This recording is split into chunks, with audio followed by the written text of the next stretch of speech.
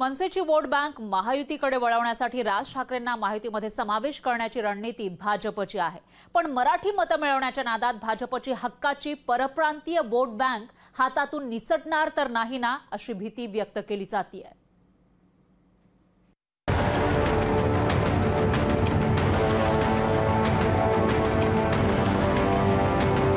राज ठाकरेंच्या मनसेच्या मराठी मतांवर डोळा ठेवून भाजपनं राज ठाकरेंना महायुतीत घेण्यासाठी रेड कार्पेट टाकलंय।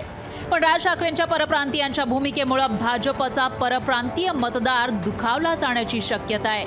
मुंबईसह ठाणे, पुणे, नाशिक या महानगरांमध्ये परप्रांतीय मतदारांची संख्या मोठी आहे। राज ठाकरेंच्या महायुतीत येण्यानं भाजपसोबत असलेला परप्रांतीय मतदार भाजपपासून दूर जाण्याची शक्यता आहे। मुंबईतील विरोधी पक्षाच्या परप्रांतीय नेत्यांनी हीच गोष्ट जाहीरपणे बोलून दाखवली आहे।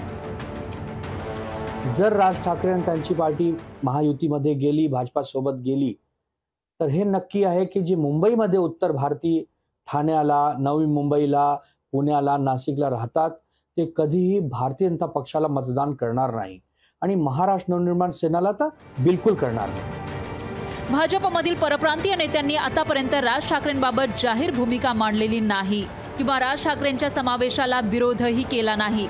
पण परप्रांतीय नेत्यांनी राज ठाकरेंचं स्वागतही केलं नाही। महाराष्ट्रातील छटपूजेला विरोध, महाराष्ट्रातील कंपन्यांमधील परप्रांतीय कामगार भरतीला राज ठाकरेंचा विरोध आहे। शिवाय महाराष्ट्रामध्ये हिंदी दिवसही साजरा करण्यास राज ठाकरेंचा विरोध आहे। या मुद्द्यांवर अजून राज ठाकरेंनी नव्यानं भूमिका मांडलेली नाही। विरोधकांनी या मुद्द्याकडे लक्ष वेधलंय। राज ठाकरेंच्या मनसेने उत्तर भारतीयांना लाठ्या काठ्या लाता हुक्क्या याच्यानी मारला आणि त्यांना मुंबईमध्ये जागा नाही असं म्हटलं, त्या राज ठाकरेंसोबत बीजेपी जाणार आहे।